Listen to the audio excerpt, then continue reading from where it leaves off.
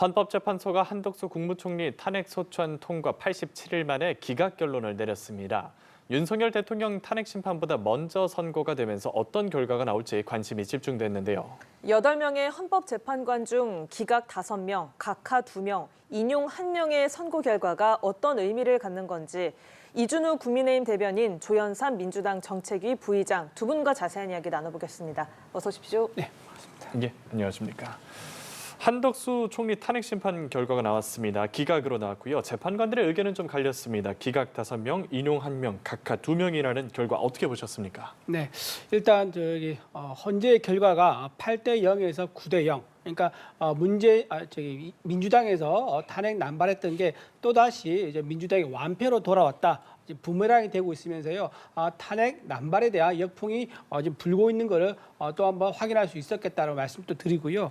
또 하나 지금 하나 특이한 게 지금 지난번에 기각됐을 때는요. 네. 이게 4대 4 좀 이렇게 팽팽하게 많이 이제 나왔었거든요. 근데 이번에는 7대 1이라는 압도적인 차이로 기각이 됐습니다. 따라서 그 한덕수 권한대행은 다른 국무위원과 달리 대통령의 권한을 대행하고 있는 자리였는데도 불구하고 이렇게 탄핵 사유가 전혀 되지 않는 사유로 탄핵을 했던 것이 드러났기 때문에 정부 기능 마비를 목적으로 한 민주당의 탄핵 남발이 좀 더 구체적으로 드러났다는 말씀을 드리고요. 마지막으로 문영배 소장 권한대행께서는 그동안 이재명 대표와 호용호재하는 사이다 하면서 본인이 우리법 연구에서 가장 왼쪽에 있다라고 하면서 상당한 속도전과 재판에 이제 불공정성 문제 논란이 있었지 않습니까?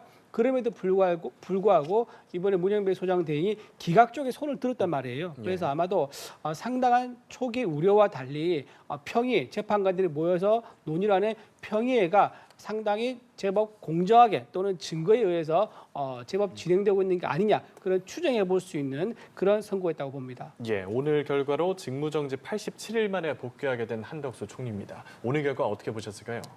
우선 그 결론적으로 숫자만 보게 되었을 때는 사실상 헌법재판소의 주문 같은 경우에는 주문을 먼저 결정하고 난 다음 그다음에 의견을 밝히는 겁니다. 그렇다고 한다면 결과적으로 기각 결정이 나왔음에도 불구하고 숫자가 되게 다양하게 나왔죠. 4명, 1명, 1명, 2명의 각하위원까지 다양한 의견이 나왔다는 자체를 살펴보게 되면 헌법재판소가 재판관들 사이에서의 의견 조율이 쉽지 않은 상황이 아닌가라는 것을 보여준 게 아닌가라는 생각이 들더라고요. 사실상 기각 의견을 두고 다수의 의견을 따라서 많은 재판관들의 뜻을 같이 할 수 있었음에도 불구하고 개별적인 의견들이 이렇게 속출했다는 자체가 헌법 재판관들 개개인들이 각자의 의견을 뚜렷이 밝히고 있는 그런 단계가 아닌가라는 생각이 들었습니다. 그 부분이 분명 윤석열 대통령의 파면 결정에도 영향을 일부분 미칠 가능성도 있지 않을까라는 생각이 들었습니다. 그리고 결과적으로 봤을 때는 기각이 되었지만 한덕수 총리에 대해서는 헌법재판관 3인의 임명을 하지 않은 부분에 대해서는 위헌 위법성을 인정을 하였습니다. 다만 그것이 국민의 신임을 배신하지 않을 정도에 이르렀다는 판단을 다수 의견으로 나오게 되었는데요.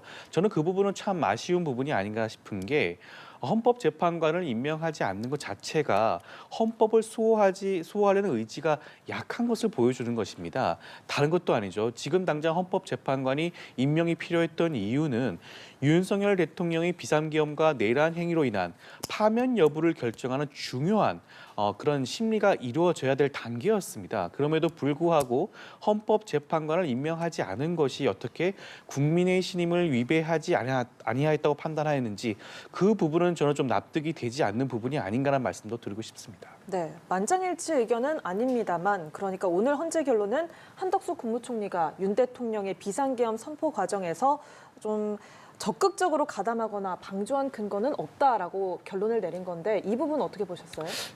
묵인하지 않았다, 근데 공모하지 않았다 이 두 가지를 얘기했거든요. 첫 번째 묵인을 했다 이런 얘기죠. 묵인했다는 부분에 대해서는 적극적으로 알고도 반대를 안 했다 이 말인데 이미 한덕수 권한대행께서는 밝혔습니다. 본인이 적극적으로 반대를 했었고 다른 국무위원들도 한덕수 권한대행이 반대했다, 당시에 반대했다 의견을 또 증언까지 해줬었고요. 그 다음에 그다음에 공모한 부분이 없었다고 했는데 공모가 되려면요 처음부터 계엄을 언제 어떻게 하겠다고 있어야 되는데 그때 국무총리로서 국무회의에 참석했을 때 한덕수 대행은 그때 처음으로 계엄을 알았다고 했거든요. 그러니까 미리 알 수가 없는 거였죠. 그렇기 때문에 공모란 것도 성립될 수가 없는 겁니다. 여기서 중요한 의미가 뭐냐면요.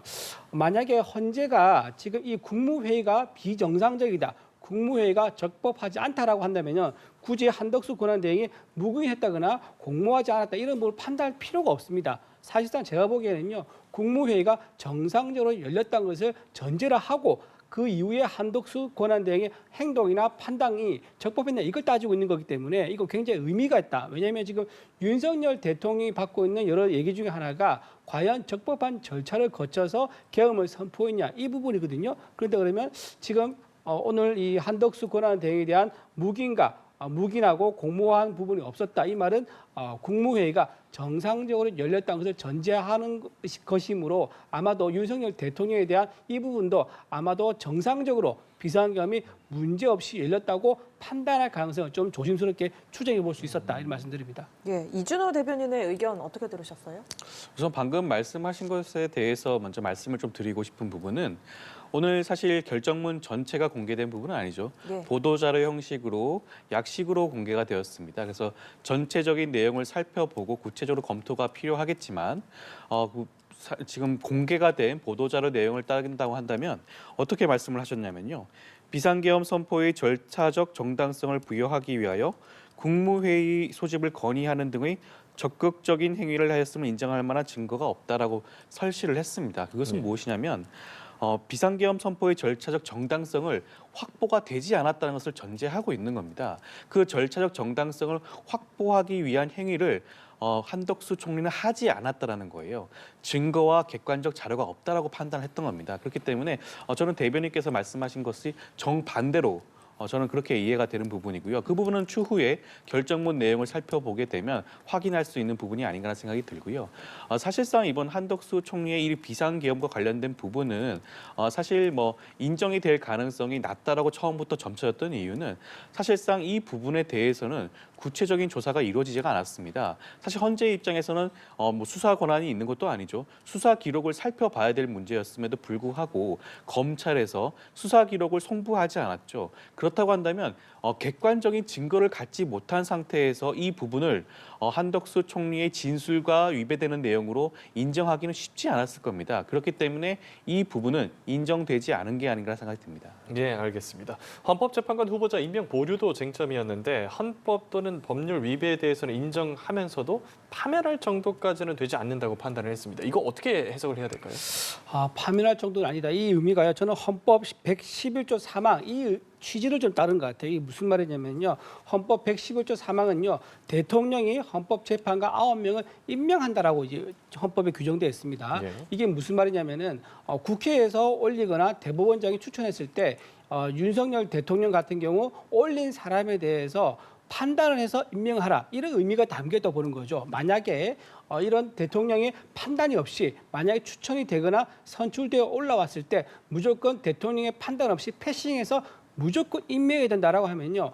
헌법에서 규정하고 있는 대통령이 임명한다는 인사권을 또 위배하는 그런 문제가 생기는 겁니다. 예. 대통령의 인사권이 사실상 부정하게 되는 거죠. 따라서 이런 이제 헌법의 규정, 그러니까 111조 3조 3항의 의미를 좀 취지를 살려서 판단한 게 아닌가 이제 그런 생각을 하고요. 또 하나 말씀드리면은 이 의미가 왜 중요하면 대통령의 임명을 거부할 수 있는 이게 보장이 돼야 되는 이유가 뭐냐면 만약에 국회가 제왕적 의회의 어떤 권한을 이용해서 부적격한 사람을 추천한 경우도 있을 수 있지 않습니까? 그럴 경우에 대통령이 심사숙고해서 거부해라 이런 취지도 담겨 있다고 볼 수 있습니다. 예를 들면 마은혁 재판 같은 경우는 지금 이번에 후보로 지금 후보로 임명이 안 되고 있지 않습니까? 계속 거부되고 있는 이유가 뭐냐면은 과거의 경력 때문입니다. 지하혁명당 조직에서 사회주의 국가 건설을 위한 학습, 강령, 사상 교육에 책임을 졌던 분이시고요. 또 하나 지상호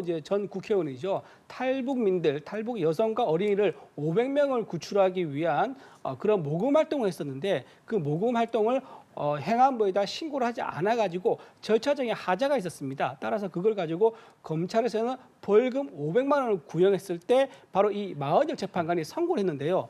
500만 원을 구형했으면 이 취지가 뭐겠습니까? 굉장히 그때 모금했던 돈이 제대로 정상적으로 쓰였다. 이런 전제하고서 여러 가지 고려해서 되게 낮춰서 구형한 거거든요. 그러면 50만 원으로 깎아줘도 모자랄 판인데 마은혁 재판관 당시에 그 4배인 2천만 원을 선고한 거예요. 예. 아마도 북한 정권에 좀 눈치를 본 게 아닌가 그런 지금 의심을 받고 있는 상황이거든요. 그래서 대통령 입장에서는 이건 헌법재판관으로서 임명에 좀 결격 사유가 있는 게 아닌가 그런 판단을 좀 한 것 같다 이렇게 볼 수 있을 것 같습니다. 이 부분에 대해서 중대성 요건을 충족한다면서 인용 의견으로 이어진 의견까지도 있었잖아요.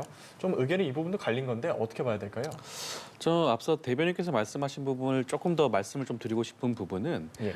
이번 헌재 결정이 헌법재판관의 임명에 대해서 대통령이 그 부분을 가부를 결정할 수 있는 그런 권한을 부여한 것은 전혀 아닙니다. 헌법재판관 다수 의견에 따른다고 한다면 헌법재판관 3인을 임명하지 않은 것 자체는 위헌이고 위법하다고 판단을 했습니다. 그렇지만 앞서 앵커께서 말씀하신 것처럼 이것이 더 나아가 한덕수 총리의 그런 직위를 박탈할 정도의 그런 중대성에 이르지 못했다. 국민의 신임을 배반할 정도에 이르지 못했다는 판단을 한 것이거든요. 그렇기 때문에 그렇게 따져봐야 되지 헌법재판관의 임명에 대해서 대통령 권한이 별도의 권한이 부여되어 있다라고 설명한 것은 저는 온당치 않다는 말씀을 좀 드리고 싶고요. 그리고 이번 결정을 살펴보게 되면 그 의도와 의지를 살펴봤습니다. 과연 한덕수 총리가 임명하지 않은 것이 헌법재판소를 무력화시키려는 윤석열 대통령에 대한 파면 여부에 영향을 끼치고자 그런 의지를 가지고 했느냐를 살펴본 것입니다. 다수는 그렇지 않다라고 판단한 것이고요. 정계선 재판관의 경우에는 그렇지 않다라고 봤죠. 왜냐하면 지금 헌법재판관의 임명 여부는 굉장히 중차대한 문제였습니다. 헌법기관을 유지하고요. 윤석열 대통령에 대한 파면 여부를 결정하는 정당성을 굉장히 높은 부여할 수 있는 중요한 문제였음에도 불구하고 이것을 하지 않은 것 자체가 큰 문제라고 지적을 했다라고 할 수가 있겠죠. 예, 오늘 먼저 나온 한덕수 총리 사건 같은 경우에는 윤 대통령 사건과 쟁점이 상당 부분 겹치기 때문에 좀 일종의 가늠자가 되지 않을까 이런 관측도 있었는데 오늘 헌재가 비상계엄의 적법성 판단을 보류하기로 하면서 쟁점과 관련한 내용은 여전히 좀 예측이 불가능한 상황이 된 것 같습니다. 네, 그렇습니다. 지금 보니까 한덕수 권한대행에 대해서 어차피 기각 결론을 내린다 그러면은 그 기각 결론 낼 때 윤석열 대통령이 어떤 결과가 나올지를 드러내는 그런 판단을 굳이 해가지고 좀 뭐랄까 정치적인 정쟁의 혼란 이것을 만들 필요가 있겠느냐. 어차피 기각이므로 아마 그런 판단을 좀 한 것 같습니다. 하나 근데 중요한 부분 말씀드리면은 한덕수 권한대행 중에서 탄핵 소추안에서 뭐가 빠졌습니까? 결국 내란죄가 빠졌지 않습니까? 국회에서 공문을 헌재에 보내서 내란죄는 다투지 않겠다면서 뺐단 말이에요. 근데 이게 윤석열 대통령과 굉장히 유사합니다.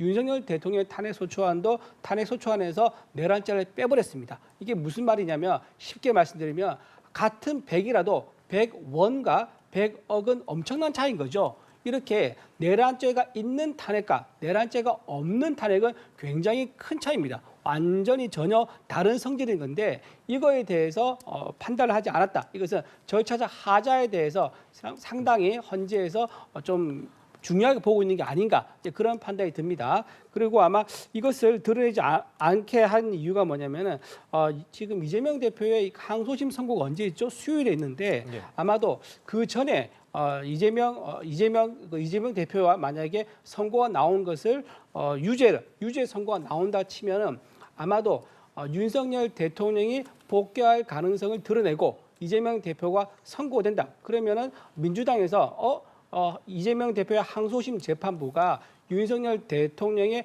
복귀를 눈치를 채고 미리 납작 엎드린 거 아니냐라고 하면서 이재명 대표에 대한 항소심 유죄 선고 결과를 불복할 가능성도 아마 있을 겁니다. 따라서 전혀 윤석열 대통령에 대한 어떤 그 선고에 대한 가능성이라든가 예측 이런 거를 좀 하지 않도록 숨기기 위해서 좀 얘기를 하지 않았던 게 아닌가, 판단을 하지 않았던 게 아닌가 좀 생각이 듭니다. 예, 비상계엄에 대한 사법적인 판단이라든지 말씀하신 내란죄 철회 논란이라든지 헌재가 판단을 미루고 있기 때문에 예측이 좀 불투명하게 흘러가는 것 같습니다. 사실 이번에 한덕수 총리에 대해서는 기각 인용 여부보다도 비상계엄에 대해서 헌재의 입장이 어떠한 것인지 그 결정문의 내용이 중요하지 않겠냐라는 그런 예. 관측들이 굉장히 많았죠. 그런데 헌재는 그 입장을 사실상 밝히지는 않았던 것으로 보여집니다. 구체적인 내용을 한번 살펴봐야겠지만요. 저는 그 부분은 좀 매우 아쉬운 부분이 아닌가라는 말씀을 좀 드리고 싶고요.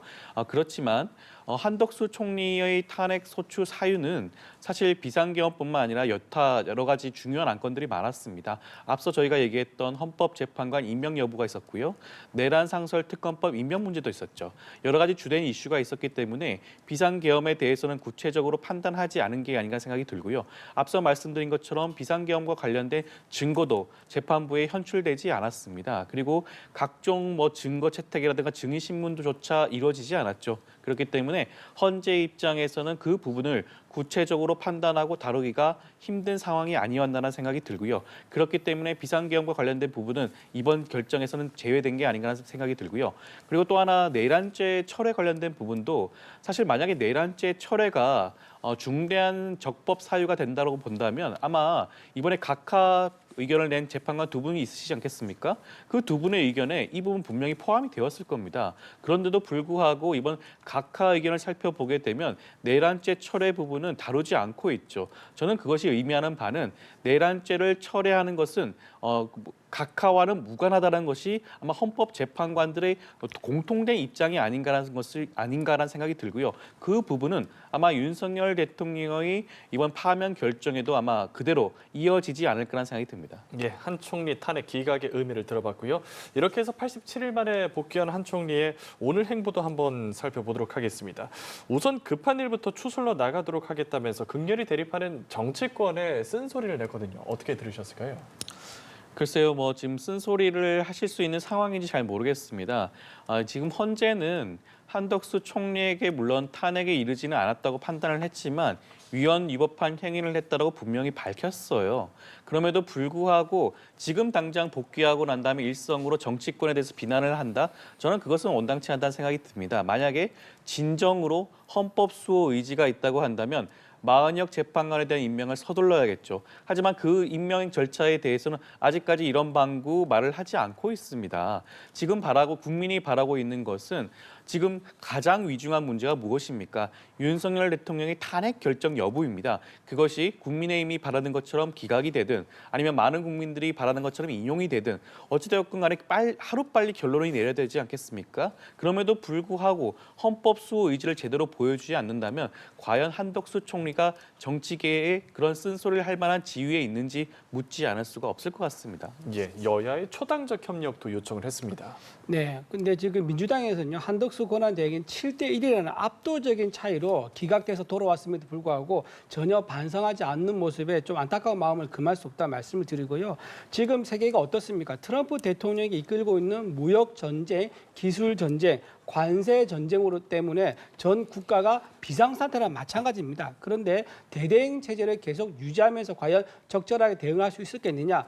주미 대사 출신인 외교통 한덕수 권한대행이 돌아와서 미국 트럼프 무역 전쟁과 관세 전쟁에서 적극적으로 대응할 수 있도록 하는 것에 대해서는 오히려 민주당에서 반기고 축하해주고 응원해줄 일이다라고 생각하고요. 또 지금 밑에 지방에서 산불이 나가지고 지금 민생이 많이 어려운 상황 아니겠습니까? 이렇게 한덕수 권한대행께서 대내외적인 여러 가지 현안들을 잘 해결할 수 있도록 오히려 도와줘야 된다 그렇게 생각합니다. 예, 오늘 헌재가 한 총리 탄핵 기각 결정에 여야가 좀 엇갈린 반응을 내놨는데 두 분께 좀 간단하게 여쭤보겠습니다. 일단 여당에서는 줄 탄핵, 줄 기각 이런 반응을 내놓고 있죠? 네, 탄핵 결과가 계속 지금 기각으로 돌아오고 있지 않습니까? 근데 이재명 대표 오늘 한 말 중 재밌는 말이 있는데요. 이번 결정을 국민들이 납득하기 어려울 것이라. 다 이렇게 얘기하는데 제가 보기엔 납득하기 어려우신 분이 혹시 이재명 대표 혼자이거나 아니면 민주당 일부 의원들 아니겠느냐라고 생각합니다. 지금 줄 기각 전부 다들 헌재에서 크게 이견이 없이 7대1 또는 4대4라고 해서 계속 돌아오는 것들을 보면서 정부 기능 마비와 식물 정부를 목적으로 한 것이 아니냐 오히려 반성을 해야 된다라고 생각합니다. 예, 민주당이 유감을 표명한 데 대해서 좀 비판을 하셨는데 어떻게 들으셨어요?